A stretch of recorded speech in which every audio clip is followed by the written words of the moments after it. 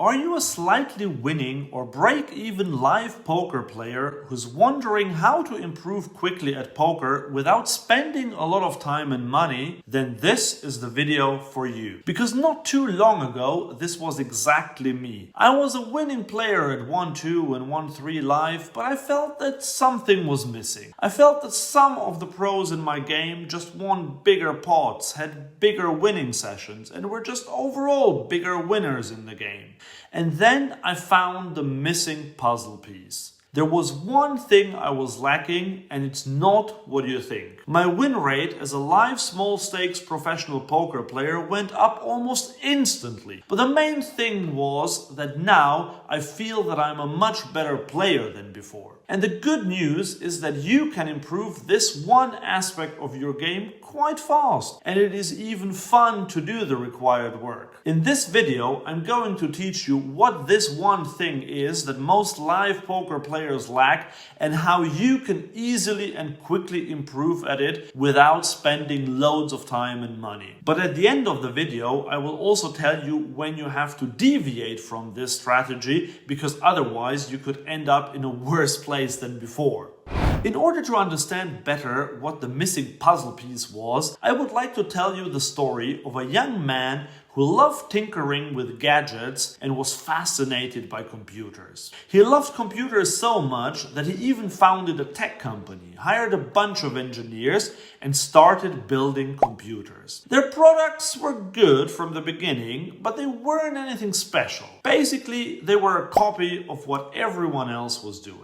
Most tech companies at the time were focused solely on the technical specifications, cramming more power and speed into their machines. Everyone was following the same blueprint, and pretty much everyone had a similar amount of sales. But then, this young tech enthusiast had a revelation. Instead of following the same path as everyone else, he decided to make his company different. He focused on design and user experience, believing that computers should not only be powerful, but also beautiful and easy to use. He started to emphasize simplicity and elegance in his products. This approach was radically different from what everyone else was doing, and it worked. Today, the company is valued at over $3 trillion. The name of the man was Steve Jobs, and the name of the company is Apple. Now, I'm not suggesting that I'm anywhere as successful as Apple,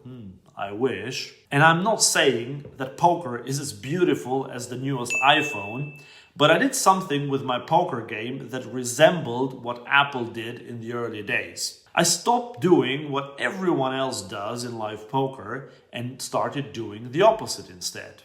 And what is that one thing everybody does in live poker? Well, this hand example illustrates it perfectly. Under the gun raises to 5 big blinds with ace-4 suited. Low jack calls with pocket jacks. Cutoff calls with queen 10 suited.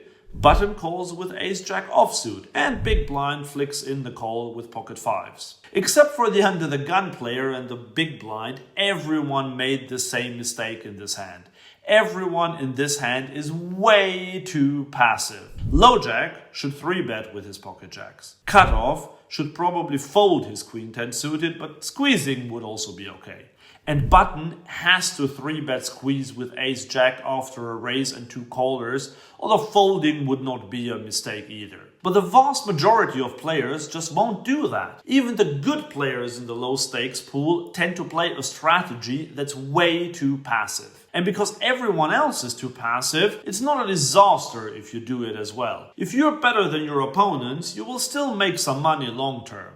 But you don't maximize your winnings with this strategy. So how can we be the Apple of poker? We have to do what the other players don't do, and that is being more aggressive. But how do we do that? Well, in my early days, when I tried to become more aggressive, I would often use blind aggression. And because I hadn't had much experience with that, I was often wrong. And then I found the solution almost by accident. I was never much of an online poker player. I played some tournaments here and there and basically no cash games. But one day I was a bit bored at home and I started playing some small stakes cash games in the Zoom format. Those games are actually quite tough if you consider how low the stakes are. And I discovered very quickly that I struggled to beat those games because I was playing as passively as I had been doing at the live felt. So I knew I had to change something. And I just became more aggressive myself. I started playing a bit more in those Zoom games, and through trial and error and through brushing up on my theoretical understanding, I developed some heuristics. For example, I stopped having a calling range in every single position except for the big blind.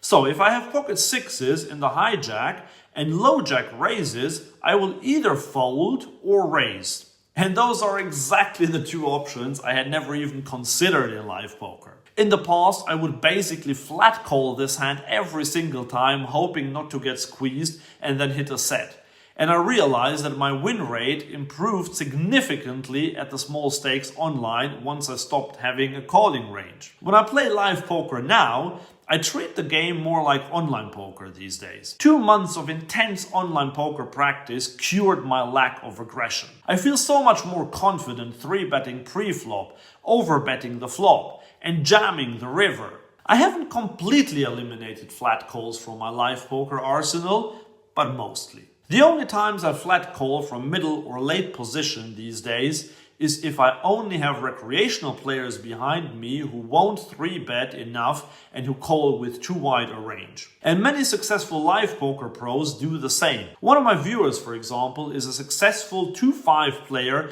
and he says that the only time he would ever flat call would be on the button if the blinds are both passive recreationals. Just a few days ago, I had a session in a casino where I kept 3-betting with hands like ace-4 suited and pocket sevens. My opponents felt uncomfortable, and I could see the pain in their faces when they faced decisions whether to call my 3-bet with king-jack offsuit out of position. So here's my suggestion. If you want to improve your live poker, start playing low-stakes online Zoom games. It can even be 2NL or 5NL, so you don't have to risk a lot of money. If you play those games for a couple of months, I can almost guarantee that your poker aggression will increase tremendously. Okay, I promise to tell you when to deviate from this high aggression strategy in live low stakes games.